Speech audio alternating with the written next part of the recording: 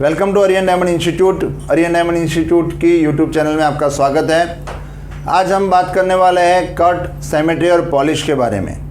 Diamond के अंदर जो फायर लस्टर होता है, डायमंड की जो चमक होती है, उसका जो मेन इंपॉर्टेंट रीज़न है वो है कट, पॉलिश और सिमेट्री। तो ये तीन चीज़ों को कैसे चेक करना होता है, जब भी हम डायमंड की बाइंग करते हैं उसको कैसे चेक करना होता है, क्या क्या चीज़ें चेक करनी होती है, उसके बारे में हम डिटेल में देखते हैं। सिमेट्रिकल यानी कि किसी भी डायमंड के जो जितने भी फैसेट होते हैं वो सारे फैसेट प्रॉपर सिमिलर कंडीशन में होने चाहिए, यानी कि हर एक फैसेट दूसरे फैसेट की कंपैरिजन में सिमिलर होना चाहिए।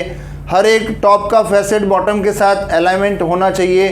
तो उस चीज़ को सिमेट्रिकल परफेक्शन के लिए देखना ज़रूरी होता है और इससे डायमंड के लस्टर और फायर पे बहुत ज़्यादा इफेक्ट होता है। इसके साथ साथ उसकी कीमत के ऊपर भी, अगर डायमंड के अंदर सिमेट्रिकल वीक है, यानी कि 5 ग्रेड में उसको डिवाइड किया जाता है, excellent, very good, good, fair और पुअर। अगर डायमंड का कट एक्सीलेंट है फिर भी अगर सिमेट्री वेरी गुड है या फेयर है या पुअर है तो उसके लस्टर फायर पे उसकी इफेक्ट होती है, यानी कि उसकी कीमत पे भी उतनी ही इफेक्ट होती है। अगर कट एक्सीलेंट है लेकिन सिमेट्री वेरी गुड है तो उसकी कीमत में 5 से लेके 15% तक का डिफरेंस हो सकता है। अगर सिमेट्री वेरी गुड है तो उसकी कीमत में 20-25% तक का भी इफेक्ट हो सकता है। उसी तरीके से अगर फेयर और पुअर सिमेट्री है तो उसकी कीमत में 20 से 50% तक का भी डिफरेंस हो सकता है उसके प्राइस में।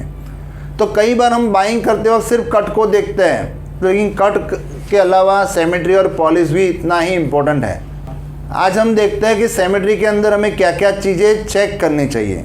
सबसे पहले आता है टेबल ऑफ सेंटर, यानी कि टेबल डायमंड के बिल्कुल सेंट्रल में ही होना चाहिए और इक्वल प्रोपोर्शन में ही होना चाहिए, तभी उसको परफेक्ट सिमेट्री में काउंट किया जाता है। अगर टेबल हल्का सा भी आउट है तो उसको टेबल ऑफ सेंटर बोला जाता है।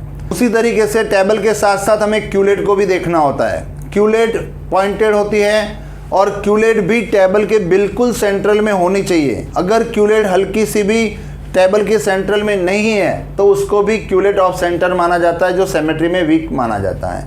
उसी तरीके से मिससेपन फैसेट, यानी कि जो डायमंड के फैसेट का जो शेप होना चाहिए वो सभी फैसेट का शेप इक्वल लेवल का होना चाहिए। अगर उसमें से किसी एक या दो फैसेट का जो शेप है वो प्रॉपर नहीं है तो उसको मिससेपन फैसेट काउंट किया जाता है और सिमेट्री का उसका ग्रेड डाउन होता है।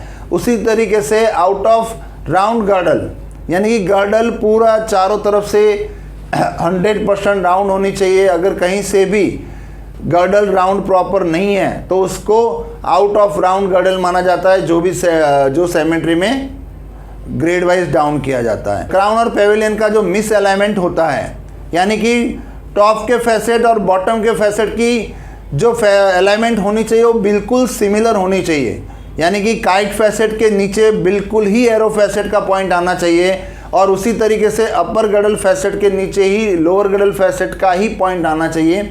अगर वो दोनों मिस अलाइनमेंट है तो क्राउन और पेविलियन मिस अलाइनमेंट माना जाता है, जिसका उसके ग्रेड पे इफेक्ट होता है। उसी तरीके से वेवी गर्डल को अगर प्रॉपर तरीके से नहीं है, इस तरीके से वेव उसमें आ रही है तो उसको वेवी गर्डल माना जाता है और उसका भी कट का एक्सीलेंट की जगह पे वेरी गुड, गुड या फेयर, पुअर आ सकता है। इस तरीके से पूरे सिमेट्रिकल पीस को देखना बहुत ज़रूरी है। उसी तरीके से डायमंड के फैसेट का भी एजीमुथ एंगल भी चेक करना बहुत ज़रूरी होता है। तो ये सारी चीज़ें चेक करने के बाद ही आप डायमंड को परचेज़ करोगे तो आपको डायमंड में फायर लस्टर बहुत बढ़िया मिलेगा और आप जो पेमेंट कर रहे हो उसका आपको सही रिज़ल्ट मिल सकता है। तो इसीलिए सिमेट्रिकल डायमंड को चेक करना बहुत ज़रूरी है, क्योंकि सिमेट्रिकल अगर वीक है तो उसकी कीमत पे उतनी इफ़ेक्ट हो सकती है। अगर आप बाइंग कर रहे हो तो देखना ज़रूरी है, सर्टिफिकेट के अंदर कट के साथ साथ सिमेट्री ग्रेड भी लिखा हुआ होता है। तो उस सिमेट्री ग्रेड में अगर वीजी है तो उसकी कीमत पे कितना इफेक्ट करना चाहिए वो समझना बहुत ज़रूरी है। आगे इसके बारे में हम और डिटेल में वीडियो बनाएंगे, हमारे साथ बने रहिए और चैनल को सब्सक्राइब करिए। Thank you.